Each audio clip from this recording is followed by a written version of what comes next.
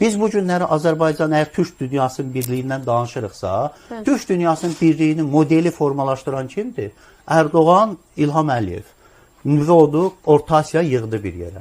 İndi sən Türk dünyasını parçalayan tarixə isnad eləyəndə xeyir gətirsən, ya ziyan gətirsən. Amma bir şey də deyir axı, bəlkə mən də deyirəm ki, o farslar... tarixin ikisi də dövlət marağı üçün hansısa bir problem yaşayıblar, bir savaşıblar. Bunun bizim bugünkü Azərbaycan nəslinə, Azərbaycan modern Məmməd Əmin Rəsulzadənin varisi olan, mirasını daşıyan nəslə nə aidiyyatdır? Niyə qaldırırsan sən onu? Bəs mən onu qaldırmıram. Mən qaldırmıram. Mən sadəcə yanlış düşüncəni mənim borcumdur ki, cəmiyyətə deyəm ki, bu düşüncə yanlışdır, bundan uzaqlaşın. Amma bəyin dediyi argument də var, Fazil bəy, ermənilərin, farsların, İranlıların tezisidir. Bu ki, Azərbaycan, cəhalət... O populist bir dəqiqə, populist deyimlərdir də. Məsələn, elə tezis var ki... İran niyə sevinir hal-hazırda bu protestlərdən, bu baş verən xəta ilə bağlı olan müzakirələrdən?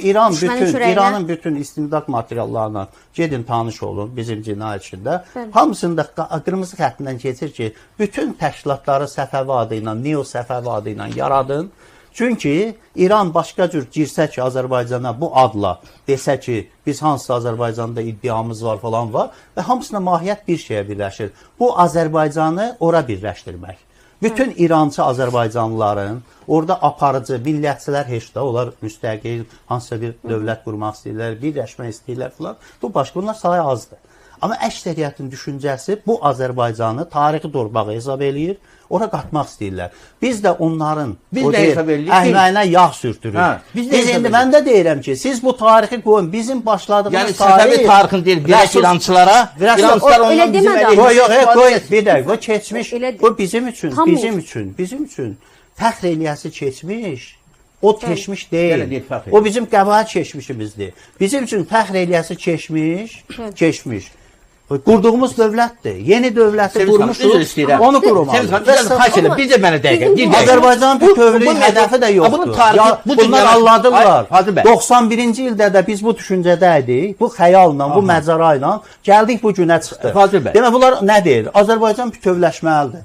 Azərbaycan bütövləşməlidir. Mən deyirəm ki, Azərbaycan bütövləşdi Qarabağla. Deyir ki, Azərbaycan bütövləşmək nə deməkdir? Azərbaycan Borçalını qatmalıdır, İranı qatmalıdır, Dərbəndi qatmalı. Tutaq ki, bütövləşmə budur. Başqa nədir? Mövzun deyil. Bir dəqiqə, budur bütövləşmə. Mənim üçün budur bütövləşmə. Deyim mənə, mən deyim də bu...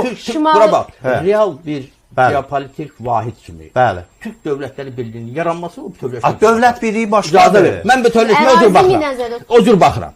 Gəlirəm... Yox, siz söyləyin, bütövləşmə nə demək?